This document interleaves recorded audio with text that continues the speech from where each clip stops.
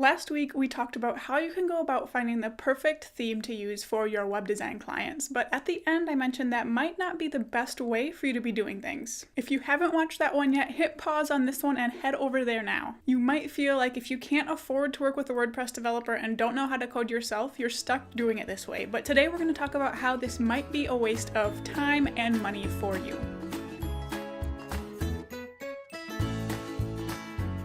The most obvious waste of time is going to be the time you spend searching for the perfect theme for your clients over and over again. As a designer, you know what you want each theme to look like. In fact, I'm sure you even have an exact picture in your mind each time, and sorting through someone else's work to try to find that is not an easy task. From the designers I've talked to, this process can take hours and you can still come out the other side not totally happy with what you found. Wasting hours and hours for something you're not totally happy with, we can do better than that. Along the same lines, mocking up a theme that's already created isn't the best use of your time either. To make sure that your client doesn't have any surprises between the actual theme and the mockup you created, you have to spend time making sure it's absolutely perfect. While mockups would still be necessary even if you were designing a theme from scratch, wouldn't you rather be mocking up something you created? Making mockups from someone else's work is never a fun feeling. On top of finding the right theme and taking the time to mock it up for your clients, then you need to figure out how to use it. If you've used WordPress themes from several different shops out there, you've probably found that none of them are the same. And to make it even better, some theme shops provide great instructions for setting them up, and some just expect you to figure it out on your own. The ones that do leave you to figure it out on your own can waste hours and hours of your time, when instead you could spend just a fraction of that on a theme you absolutely love. And last, what happens if after you've done the wireframe and set the theme up, your client wonders if you could just tweak the header a little bit by adding a full width image with a call to action? If you started doing projects this way because you can't afford to work with a developer and can't code it on your own, this would mean you have to start from the very beginning. You won't find much that is a bigger waste of your time than that. I'm sure you can look back at this process and realize how much time you're wasting if you're doing things this way. But what if I told you it was possible to have your dream theme created that wouldn't have any of these struggles and would work for all of your clients? It's definitely doable, and we are going to talk about it next week, so stay tuned. If you have any other parts of this process that drive you crazy, leave a comment below and let me know.